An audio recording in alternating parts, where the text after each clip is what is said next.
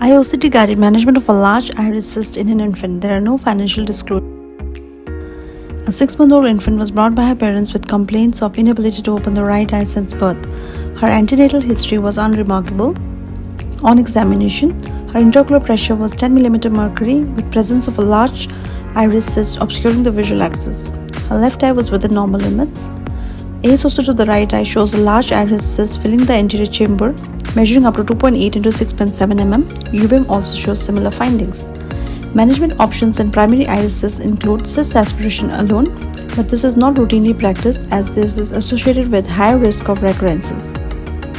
Other options include injection of sclerosing agent, which has lesser risk of recurrence. But sclerosing agents are quite toxic and caution has to be practiced as it can lead to local toxicity.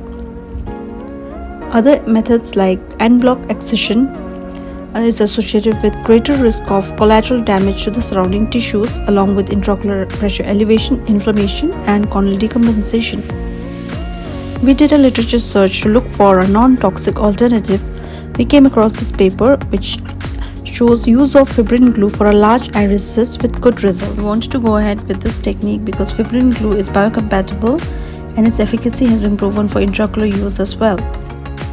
In our case, we believe the fibrin glue would facilitate adhesions between the cyst wall, thereby enabling complete resection without any collateral damage. We went ahead with a stepwise approach, first step being aspiration of the cyst contents, followed by injection of the biologic fibrin glue inside the cyst cavity, then resection of the walls at the later setting. AIOS2025 guided iris cyst aspiration with fibrin glue. Use of AIOS2025 helped us in visualizing the cyst in real time. We could localize the position of the needle inside the cyst cavity that helped us in preventing any collateral damage. First step was aspiration of the cyst contents. We can see the cyst wall collapsing.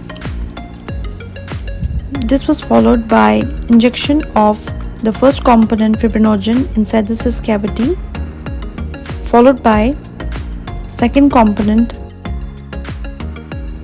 The case was then closed. Cytology revealed absence of malignancy. At 6 weeks follow-up, her intraocular pressure was 10 mm mercury with collapsed cyst walls. We followed this case with the third step, that is cyst wall excision after injecting viscoelastic under the endothelium. Iris spatula was used to separate the cyst wall from the endothelium and the angle. This was followed by excision of the cyst, which was sent for histopathological examination. Remnant of the cyst was then removed with the help of cutter. Peripheral iridectomy was performed and the ports were sutured. Histopathology showed benign pigment epithelial cells lined by non-keratinized stratified epithelium. At 4 weeks, we can see there's absence of any recurrence. At 1 year follow-up, the cornea has cleared out with absence of any recurrence. The visual axis was parallel. Patching therapy was continued. So to conclude, biologic fibrin glue can be considered as an alternative to toxic sclerosing agents. Stepwise approach ensures minimal damage to the surrounding structures. More studies are needed to prove the efficacy and safety of fibrin glue in large iris cysts. Thank you.